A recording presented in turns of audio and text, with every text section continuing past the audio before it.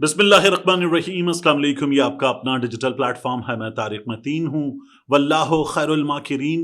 अल्लाह सबसे बेहतर तदबीर फरमाने वाला है, वही बचाएगा मेरे देश को बलाओं से, जो बारिश में शजर से घोंसला गिरने नहीं देता, क्योंकि उसकी तदबीर तमाम तदाबीर की इमाम है। 27वीं तरमीम पर जो जोर लग रहा है वो आपने देखा है। फैसल वावड़ा मौलाना फजलुर रहमान से जाकर मिले और आप देख लीजिए सबसे ज्यादा जोर आजाद सेनेटर्स लगा रहे हैं। तो तरमीम किसकी है? तरमीम उनकी है। आजाद सेनेटर्स किसके हैं? आजाद सेनेटर्स उनके हैं। आजाद सेनेटर्स को लाने के लिए क्या करना पड़ा? मोहसिन नकवी के लिए, फैसल वावड़ा के लिए, उसके अलावा अनवारुल हक काकड़ के लिए, इन तमाम लोगों के लिए वोट कहां से आए? उनको, नून लीग को, पीपी को, बाकी जमातों को कहना पड़ा कि इन लोगों को वोट दीजिए जो आपके नहीं हैं, और उन्होंने उन लोगों को वोट दिया जो उनके नहीं थे।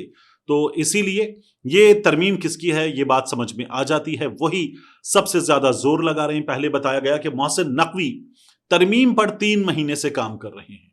अब मोहसिन नकवी के बारे में मैंने आपको बता दिया था कि वो शख्स जो पार्लिमानी उमूर का माहिर नहीं है, तरमीम पे काम कर रहा है, कानून साजी प्लस पे काम कर रहा है और माहिर कानून भी नहीं है, तो फिर आप अंदाजा कर लीजिए कि काम कहां हो रहा है।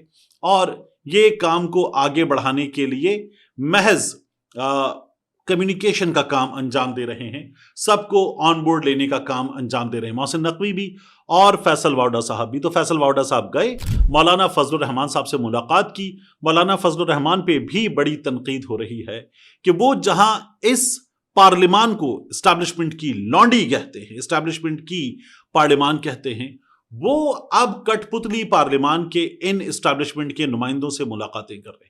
जाहिर है कि उनका पहला मौक़िफ़ ये होता है कि अगर कोई घर के दरवाजे पर आ जाएगा तो क्या उसके लिए दरवाजे बंद कर दिए जाएं, उसको दाखिल ना होने दिया जाए, क्या इतनी बेमुरवती का मुजाहिरा किया जाए। लेकिन सूरत हाल है क्या इस वक्त? नंबर्स कहाँ हैं?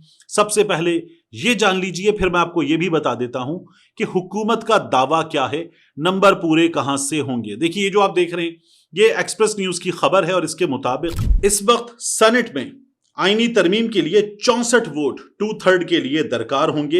हुकूमती बेंचेस पर इस वक्त पोजीशन क्या है? सबसे ज्यादा सीटें पीपल्स पार्टी के पास, जिनकी तादाद है 26। इस तरह नून लीग के पास वोट हैं 20, तो 26 और 20 46। सेनेट में हुकूमत की इत्तेहादी बलूचिस्तान अवामी पार्टी के पास हैं 4, तो 46 4 50, और फिर एमक्यूएम के 3 मिला के हो गए 53। नेशनल पार्टी, पाकिस्तान मुस्लिम लीग काफ की एक सीट, ये 2 मिला के हो गए 55। फिर हुकूमती बेंचेस पर बैठने वाले आजाद सेनेटर्स गिनते जाइए। सेनेटर अब्दुल करीम 1, सेनेटर अब्दुल कादिर 2, मोहसिन नकवी 3, अनवारुल हक काकड़ 4, असद कासिम 5, फैसल वावड़ा 6, तो 55 6 61। अब ये हुकूमत के पास नंबर है, 3 वोट कम पड़ रहे हैं। और जो अपोजिशन के पास है, जैसे मुराद सईद ने भी अभी हलफ नहीं उठाया, अपोजिशन के नंबर्स को इस वक्त छोड़ दीजिए, कुछ को आजाद करार दे दिया, बाकी जो पिछली पार्लियामान के टर्म से आ रहे थे 6 साल पूरे करते हुए, तो उनको अगर आप मिला लें तो ये पीटीआई के नंबर्स हैं। अब ये जो वोट कम पड़ रहे हैं, इनके लिए हुकूमत की तैयारी क्या है? जराए का ये दावा है कि हुकूमत ने बात की है ऑपोजिशन के सेनेटर्स से। मौलाना फजलुर रहमान साहब से ये जो मुलाकात है ना फैसल वावड़ा साहब की, इस मुलाकात की फुटेज आपको क्या बता रही है कि ये मुलाकात हुई, मुस्कुराहटों के तबादले के साथ हुई। फैसल वावड़ा बाहर आए, फैसल वावड़ा ने कहा कि बड़ी अच्छी रही, कंस्ट्रक्टिव रही, मौलाना साहब की तजावीज़ भी मांगी हैं और ये तरमीम हो जाएगी। नंबर पूरे हैं, ये लोग मुसिर हैं कि नंबर पूरे हैं। तो इसका मतलब यह है कि जो 3 वोट कम पड़ रहे हैं, ये 3 वोट इन्होंने, अगर इनका दावा दुरुस्त मान लिया जाए, तो कहां से पूरे किए? या तो मौलाना फजलुर रहमान की जमात से बाज़ाब्ता तौर पर बता दिया गया कि नंबर पूरे हैं, अभी कोई ऐसी चीज सामने नहीं आई। जरा ये दावा कर रहे हैं नून लीग के, पीपल्स पार्टी के, कि फजलुर रहमान साहब की जमात की जानिब से 3 लोग राजी हैं कि वो वोट देंगे। 64 हो गए, नंबर पूरा हो गया। उसके बाद जरा ये भी बता रहे हैं कि 3 वोट पीटीआई की तरफ से भी रजामंद है। उनमें 1 वोट दावा किया जा रहा है कि सिंध का है। सिंध में कौन है? सैफुल्लाह अबड़ो साहब हैं। सैफुल्लाह अबड़ो साहब वोट देंगे या नहीं देंगे अभी तो नहीं कहा जा सकता, लेकिन बहुत जोरों शोर के साथ दावा किया जा रहा है कि अबड़ो साहब वोट देंगे। अबड़ो साहब पहले भी पीपल्स पार्टी के बहुत करीब चले गए थे, फिर भी पीटीआई के साथ ही रहे, तो अबड़ो साहब वोट देंगे। उसके अलावा मजीद कहा जा रहा है कि एक केपी से JUIF के साहब वोट देंगे, मजीद वोट पड़ेंगे اور 6 نمبر اضافی ہیں حکومت کے پاس اپوزیشن والے. تو یہ 6 اگر آپ ملا لیں تو 64 کی جگہ حکومت یہ کہہ رہی ہے ہمارے 67 ووٹ ہو سکتے ہیں. ہوں گے یا نہیں ہوں گے، جو لوگ ترمیم منظور کروانے کی کوشش کر رہے ہیں ان کو انکار کون کر سکتا ہے؟ تو ہو سکتا ہے فاروق ستار صاحب آج سامنے آئے اور فاروق ستار صاحب نے کہا کہ آئین میں ترمیم ہو سکتی ہے. یہ بات اب نون لیگ بھی کر رہی ہے. وہ نون لیگ جس کے احسن اقبال صاحب گزشتہ روز تک یہ بتا رہے تھے کہ ہمیں تو پتہ ہی نہیں ہے کیا ہو رہا ہے، اب وہ تمام لوگ کہہ رہے ہیں جی ترمیم ہو سکتی ہے. تو جو اسٹیبلشمنٹ نے نون لیگ کے ساتھ کیا ہے یا نون لیگ نے اسٹیبلشمنٹ کے ساتھ کیا ہے، یہ جو معاہدہ ہے ساتھ چلنے کا، یہ معاہدہ فوری طور پر سامنے آ گیا ہے اور نون لیگ کہہ رہی ہے کہ ٹھیک ہے نمبر پورا ہے. تو کیا نمبر پورا ہو جائے گا اور فضل الرحمان صاحب راضی ہو کر ووٹ دلوائیں گے یا ان کی جماعت کے لوگ ووٹ دے دیں گے اور اس کے بعد فضل الرحمان صاحب کہیں گے نکالتا ہوں میں ان لوگوں کو، ان کے استعفے لیتا ہوں؟ یہ دیکھنے کی بات ہے. جیسے اختر مینگل صاحب نے استعفا لے لیا تھا، مگر ابھی تک کی صورتحال یہ ہے کہ نمبر یہاں تک آ چکا ہے. اب محسن نقوی، واوڈا صاحب، یہ تمام لوگ جو کوششیں کر رہے ہیں اس سے صاف ظاہر ہے کہ ترمیم اسٹیبلشمنٹ کی ہے. کیا اس ترمیم میں عوام کے لیے کچھ ہے؟ یعنی آٹے دال کا بھاؤ، پھر اس کے بعد باقی لوگ جو عوام کے حق پہ ڈاکہ ڈالتے ہیں، کیا ان کے لیے کچھ ہے؟ نظام میں کوئی ایسی تبدیلی ہے کہ عوام کے لیے کچھ بہتر ہوگا؟ ایسا تو کچھ بھی نہیں ہے. جو تعلیم اور صحت وفاق کو دینے کی بات ہو رہی ہے، کیا وفاق نے کوئی جھنڈے گاڑ دیے ہیں تعلیم کے میدان میں، صحت کے میدان میں کچھ ایسا کر کے دکھا دیا ہے کہ جو نہیں ہو سکتا تھا اور اب یہ کر لیں گے؟ تو یہ بھی ہمارے سامنے نہیں ہے. لیکن یہاں ووٹ جو ہے وہ پڑ جائے گا، یہ ترمیم ہو جائے گی، یہ صاف طور پر نظر آ رہا ہے اور اسٹیبلشمنٹ کے نمائندے بہت مطمئن ہیں.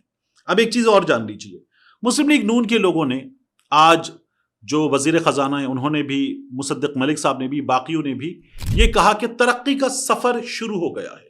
میں ترقی کے سفر کو شروع ہو جانے کو دیکھوں تو جو نمبرز ہیں میرے سامنے، وہ آج ایکسپریس کی خبر کے نمبرز، اس کے بعد باقی نمبرز، بے روزگاری کے نمبرز، غربت کے نمبرز، مہنگائی کے نمبرز، چینی کی قیمت، پیٹرول کی قیمت، ڈالر کی قیمت، یہ بتاتی ہے کہ یہ ڈھکوسلا ہے، جھوٹ ہے اور اس جھوٹ کی کوئی بنیاد نہیں ہے.